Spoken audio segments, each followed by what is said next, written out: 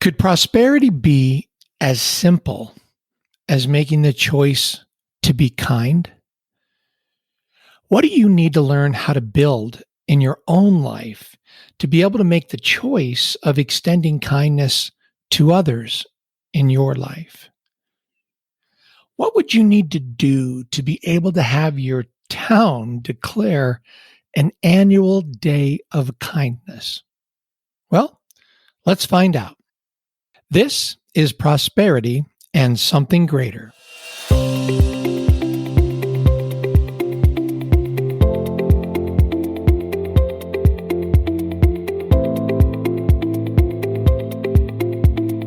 My guest today is Dr. Jane Graebner. She's a podiatrist who practices in Delaware, Ohio. And she is one of the earliest and longest tenured top practices members, 14 years. And she's been working toward retirement on her terms all this time and is now completing her plan of leaving her practice in the very competent hands of her younger partners. And her story is inspiring and instructive, and especially so for me because she's a pioneer in a profession that was dominated by men for much of her career. That is certainly not the case now, but it is because of women like Jane that her female colleagues have so many opportunities. I know in my own work with the future of podiatry that it's in great hands, both men and women doctors, because of those who went before, like Jane. Let's meet Dr. Jane Graebner.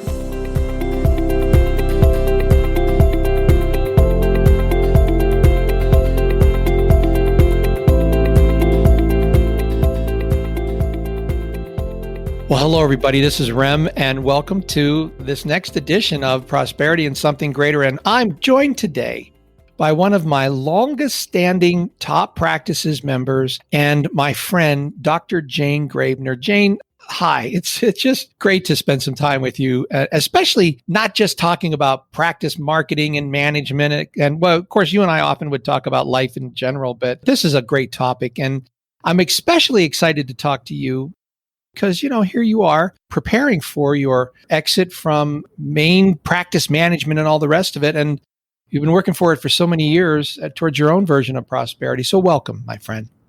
Welcome, and thank you for having me. This was a dream come true. I have always listened to your podcast with great joy and interest, and I am honored to be included in this. All the honors on my side, for sure. So Jane, I know that you've thought about this for a long time and you are, building, you're sort of crafting your own version of prosperity. But for you, how would you define prosperity for you? Well, it's an interesting question. And, to prosper in life, of course, is more than just thriving and surviving. It's growing and improving. And for me, prosperity to me means that I can look back on my life and forward in my life and feel that I made a difference in the world. We have a day now designated in Delaware, Ohio called the Day of Kindness. Thanks to me, the mayor designated it on August 30th of every year. And I determined a couple years back that my legacy in our community is to be one of kindness and therefore love to everyone. So to me, I would say peace of mind and resting assured that I'm going forward with that kindness, perhaps in a different way now that I don't practice as much podiatry, but looking forward to the roles that are coming ahead. Jane, let's go back a little bit. What was the defining moment or event, that led you to your career path and all that you've done? Well, my story is a bit unique. I was a unhappy teenager who moved to a suburb of Chicago and did not like my high school. So I graduated a year early, salutatorian in my class, and my parents looked at me in horror and said, well, you have two sisters in college and this was not our plan, so you can just work for a year before you go to college. So I said, fine. And I got in my little 1965 Mustang convertible that I wish I still had. And I went on a lot of interviews, and I got a job with Lowell Scott Weil Sr. Lowell Scott Weil Sr. had a 5-year-old son at that time, Lowell Scott Weil Jr. He was partners with Stephen Smith of the Stay Peg Stephen Smith. And so I got hired by these two podiatrists who had a passion for what they did. And I was supposed to be a lowly file clerk and insurance claim typist. I was a fast typist. So being the person I am, I wasn't satisfied to type these words I didn't understand. So their associate, Dr. Koenig, took me out to lunch and explained to me what a hallux was, which is, of course, the big toe. And they started realizing I was interested, so they let me watch surgery. They let me do everything from watching them operate to also doing things like medical drawings for their articles. They were publishing quite a bit then. And so I was their drawer of many of those medical drawings. And then they put me in charge at age 17 of the North Lake Surgical Seminar, which was probably one of its first of its kind, but they were putting it on with the residents there, and they put me in charge of the checkbook, Rem. I was 17, and I had a checkbook that had thousands of dollars in it, and they were just so trusting of me and elevated me to a status of learning that was, I guess, my defining moment. I went off to college kind of early because my parents got transferred to Ohio. And they said, well, now you're 17, you can't stay here on your own in an apartment at 17. So I went off to Marquette University to be a medical technologist. And I'll never forget Dr. Weil's parting words to me. He said, Jane, knowing your personality, he said, I just kind of think you're going to rather want to be the person writing the orders instead of performing the tests. And I said, oh, no, I'm going to He knows you well. I know. I said, no, I'm going to be satisfied. Yeah. And of course, when I discovered that most of those tests are automated and that the only patient contact you had was drawing somebody's blood, which wasn't that challenging, his words always rang in my ears. And in my senior year of podiatry school, I spent a month in his office as an extern, they call you. And he loved telling everybody about my start in podiatry and how he introduced me to this field of medicine that I ever otherwise would have never known. So that's the story. My goodness. In all the years that I have known you, I don't think we've ever discussed that. That is actual news to me. I don't know. Maybe you remember telling me, but I certainly don't remember having that. I did not know that story. So this is interesting. And I do apologize to the non-podiatrists, but every podiatrist knows who Jane's talking about. Lowell Sr. is well known for all the good works, as is his son. But that's impressive. So where did you go to podiatry school? Podiatry school was called then the Illinois College of Podiatric Medicine, which was in Chicago. But I was the very last year that our diplomas said that. Our diplomas the next year said the William Scholl College of Podiatric Medicine. Right. So it was going to be renamed. So when I say the old name, people don't even know what that school was. It was right downtown Chicago, perched right between the Gold Coast, where the extremely wealthy were, and Cabrini Green, where the ghettos of Chicago were, where Mayor Jane Byrne spent the night in the ghettos one night when I was there. So it was a wonderful clinic with a lot of foot pathology, and it was a wonderful group of educators there. I thank them very much.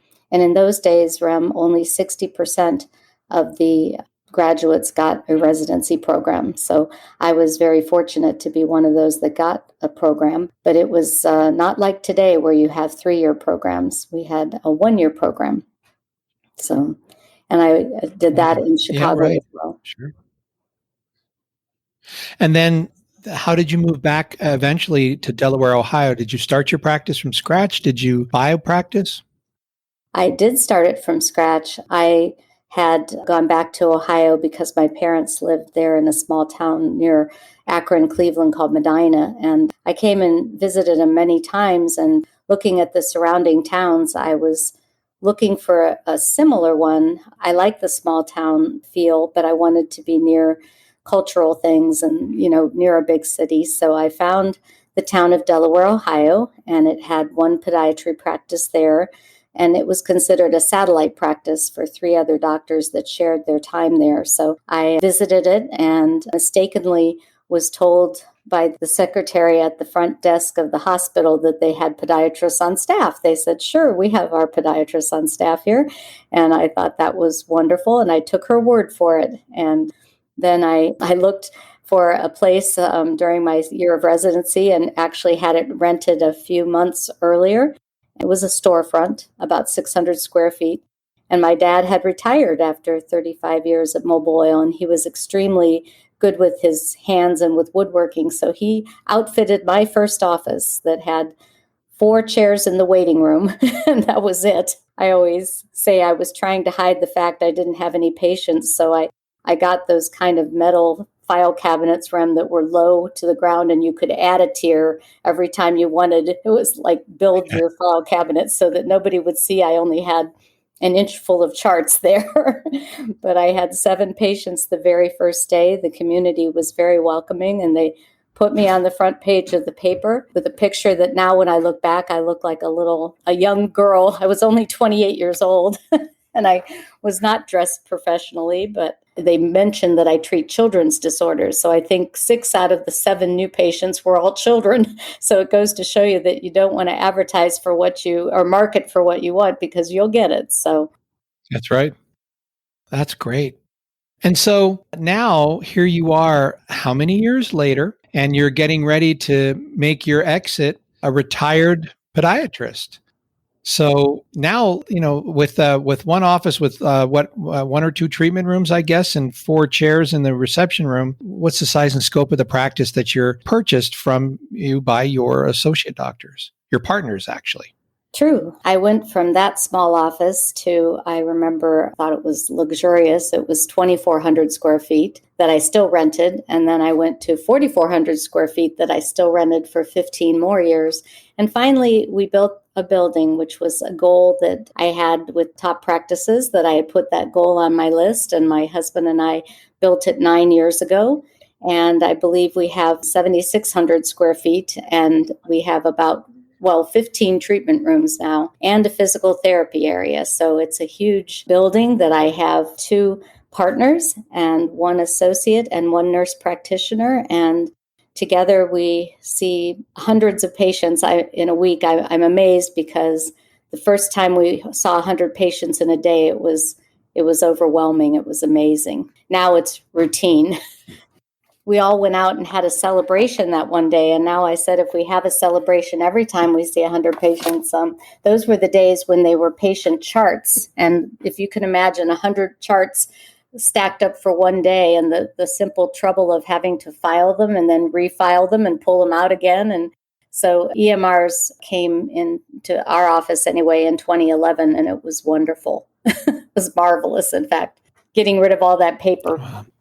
Well, I had the great privilege of showing up to your office because you were the winner of the Top Practices Marketer of the Year one year, and grand prize is you win me. I showed up and spent the day with you and your staff, and that is an absolutely, utterly beautiful facility. It was so much fun to see it, because I knew it had been an idea and a dream, and there it was, we're walking around, and it's so well designed. So, well, Jane, congratulations on all of this. I want to jump in and ask you this question.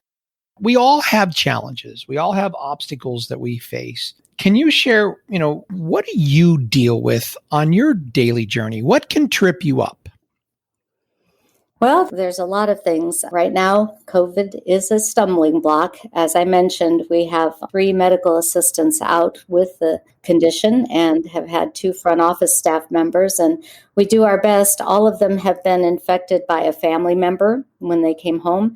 And 2 of them that were supposed to return to work this week are not feeling well enough to return. So I never expected at my end of my years in practice to face a challenge this big. Certainly the volume hasn't returned to pre-COVID yet. People are still very isolated. We also have the ongoing challenge realm of turnover. As I expressed to you, I'm just a big enough office to hire people that have potential, to develop that potential, and then to watch them go on to a larger organization. But that's a good thing. I always say somebody that I hire never goes to a position that's lower. They always improve themselves. And it's been wonderful to be that stepping stone. It's just frustrating. And My one employee of 24 years announced just last week she's retiring to North Carolina with her husband. And to have some of these people that have been the anchors in my office to realize that they too are retiring and have aged with me.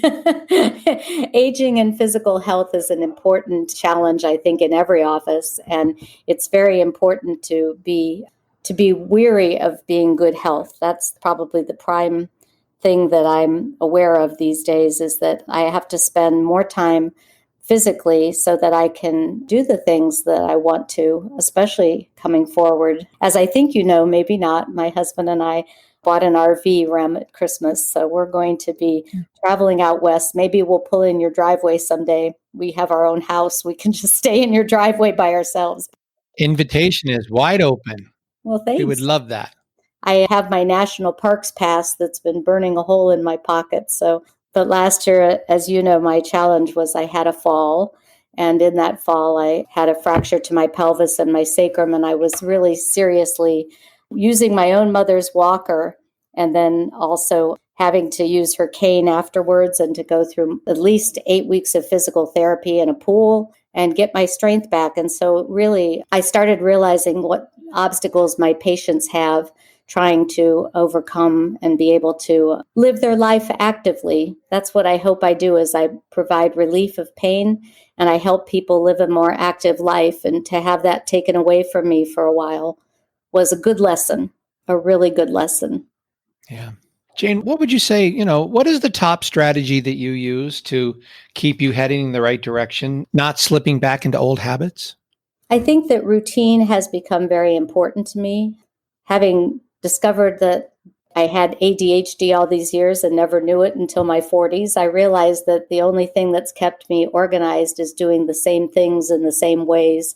And so as I am moving toward retirement, I try to spend the mornings very similarly. I do some reading, some educational and spiritual reading. I do a healthy breakfast. I've always been a breakfast person. I definitely do an exercise routine that's not as thorough as yours, but I'm up to 20 push-ups, Rem. So for me, 20 is pretty good. So I'm also trying to spend a part of my day not consumed with what's ahead, but to live in the moment. Mindfulness is a big goal of mine. And so if I can be aware of what I'm doing and what's next, and enjoy what I'm doing. I'm about to connect with a high school student as program they call Sages and Seekers. So I'm about to spend an hour a week for the next 8 weeks with a teenager that comes from, I guess I'd say, a rough or disadvantaged home, and to impart my wisdom. So I'm excited to always be giving. A part of my day seems to always be involved in some form of charity donation. So I'm hoping my best is yet to come, that I will be impacting people differently than just taking care of their foot problems. Well, I have no doubt, knowing you and all that I've seen with how you live your life, I have no doubt that will be the case. Jane, the folks that are listening to this podcast, they're interested in really achieving their own version of prosperity. So what advice would you share with everybody as they're on their own journey? Well, I think the best advice is to always be a student of life, to never give up learning. And that learning isn't just learning about your craft or your vocation. That is learning about God, learning about values and morals and principles. That's realizing that nobody ever said on their deathbed, gosh, I wish I'd worked more. That's what they say. You want to be sure and tell the people in your life that you love them every day and every time you get a chance. Realize that you're not a human doing, you're a human being, and you need to simply recognize your value by just being and not accomplishing. So many of the things we look at in life, we judge ourselves by what we've accomplished monetarily. Even that big office building, Rem, I look at it with pride, but my biggest pride comes from having raised 2 independent young women who are one about to be married this year. And as you've enjoyed watching your daughters grow, achieve their goals, and also looking at my family of employees. As I said, several of them have been with me 20 years, and I joke with them, they've been with me longer than my husband. So I'm married to these people, and they've had wonderful impact in my life. And I hope I've shown them how much I value them.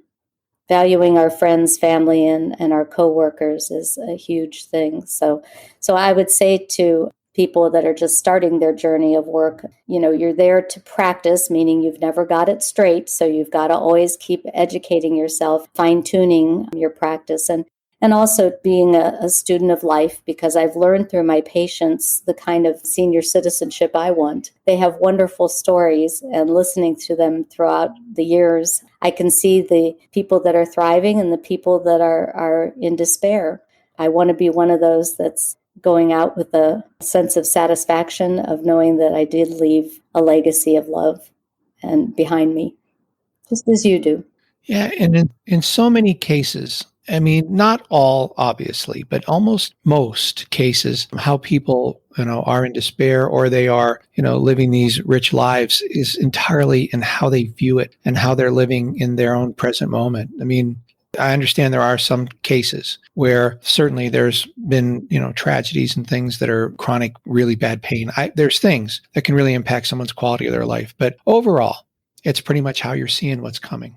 Wouldn't you agree? Especially that. Attitude is almost everything. You can look at things as challenges and buckle down and face them, and opportunities to grow, which is what they are, or you can be weighted down by them. And people that love to be, I guess I'd call it one-upness. You have a problem, they have a problem twice as big. They love to talk about their Oh, yeah. problem. Oh, yeah. Oh, sure. You think that's bad. I've got it twice as bad. Yeah. I don't want to get caught in that routine. It's easy right now, unfortunately, because there's so much in our world that's unrest. We sit down and watch the news together, my husband and I, and we want to sit down and watch some bad news together. So there's hardly anything on the news that's uplifting, but you have to find that positivity in your life in other ways.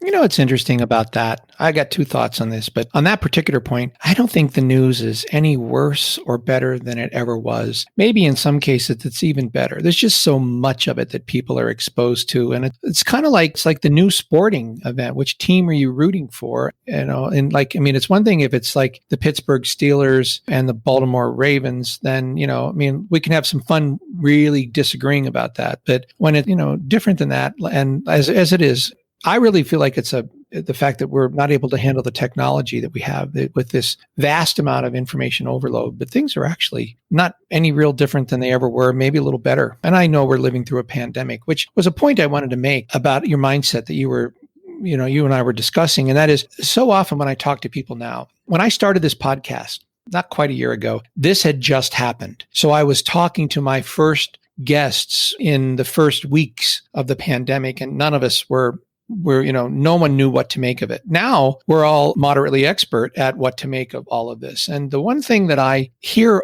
so often is the cabin fever that we have, which is now so far beyond cabin fever. It's something, entirely different in that the fact that we're simply not living the lives in the ways that we used to and going out. And it's interesting because that's a challenge. I mean, that's a challenge for all of us.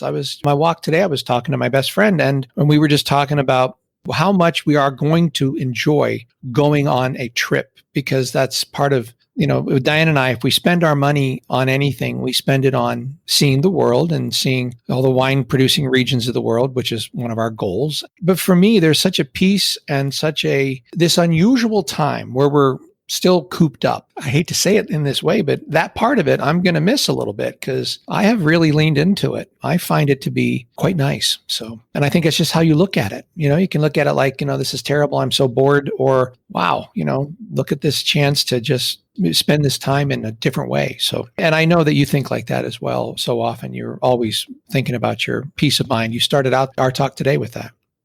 I think the thing that was a surprise for him is last December I gave up surgery, and having done surgery for 38 years, 39 years, I can't believe how I guess I have a need to do something with my hands. So this pandemic has brought out the craft person in me. Started out with me sewing masks to the point of me working on bead collection and sorting and doing things with fine motor skills. And so I would tell you that I think crafting, and you just walk into a Joann Fabrics and you can see how many people are flooding there with a desire to create.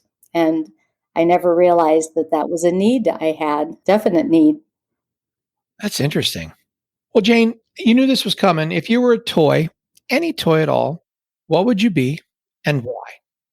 Well, I gave a lot of thought to this one, Rem. I think it's still made. It's a toy that I had as a child called an Etch-a-Sketch. And you used to draw a drawing on it, and then you'd shake it and it would all disappear. And the reason I like the idea of that is because I want to be an ever-evolving person that's not the same person at 65 that I was at 25. And I love the idea that every day we start out, we have a new chance to make that day a good day, to learn something, to spread some joy. And so I like the idea of shaking it and starting over. That's great. That's a nice way of thinking about the Etch-a-Sketch. I, of course, had one. What astounds me is I will see they still, of course, they still exist. I don't think they're anywhere near as popular as they were when we were children. But then you see the creations that people make on those, and I think, wow, mastery. I've got a long way to go. If I that's how do they do that? Anything I made could easily be shaken and start over. Well, Jane, I got one last question for you, and that is if you could recommend any book, what book do you think we should all be reading? Well, I'm going to go back in time to a book I read in my 20s that shaped a lot of my vision of learning about love, but also learning about medicine. It's called The Road Less Traveled by Scott Peck. So often people on your podcast recommend great books. I've read almost every one that they've suggested, but they are a lot of times oriented toward business. This one's oriented toward your view of life, your reality map, and learning what the definition of love is. But he's a psychiatrist, an MD, and the last chapter is fascinating to me. He talks about dis-ease, which is disease, versus ease. And he definitely has a spiritual component to that. For instance, culture 100 people's cerebrospinal fluid, and you can find bacteria in 10 of them, but only one of those people develops the condition of meningitis. So he said, why nobody ever questions why the other 9 didn't get it, And so he definitely has been my guide through relationships, through your view of sharing and realizing that, let's say, Rem, you and I are in a room and there's a ball hanging from it. I think he describes, and you say it's white and I say it's black, and somebody over here says it's pink. Well, if you look at the ball in reality, it could be half black and half white, and we're all telling the truth. It's just how we see it. So it's helped shape my idea of learning and being open to other people's opinions and realizing that love is a choice you make. He describes it as the will to nurture another person's spiritual, emotional, and mental well-being and physical well-being. So when things get tough in relationships, love is a choice you make. It's not a feeling. So I would recommend it highly if anybody has not read it. I'm so glad that was your choice because, obviously there was a time that was probably came out in the 70s, I would guess, right? I would think. And big hit. That was a well-known book. And I don't think it is today. And it is lovely. And Jane, I'm going to get out my copy because I have not thought about The Road Less Traveled and Scott Peck for so long. So thank you for that recommendation, my friend. Jane, look, I can't wait till the RV pulls up right in front of our Casa here, right out in the Mojave Desert. And so till then, I just want to say, and of course you and I'll be talking, but you've done so well to prepare your partner doctors, your practice as you begin to exit this role that you've had for so long and move into what's coming next. I can't wait to watch it, not so much as your coach and advisor, but as a friend. And I can't wait to sit around the fire pit with you guys here at our place, and we'll get up in the balcony and look at the whole valley from up here. So I can't wait. Sounds beautiful. I can't wait either. Thank you. You are a true friend and counselor and guide, and your years of coaching me have changed my practicing life and my personal life. So you are a nurturer. So Well, thank You you. sharing your knowledge is huge. You're welcome. Thank you. A life of achievement, kindness, mentorship, and giving back with full acknowledgement of the kindnesses you have received that have made such a difference in your own life.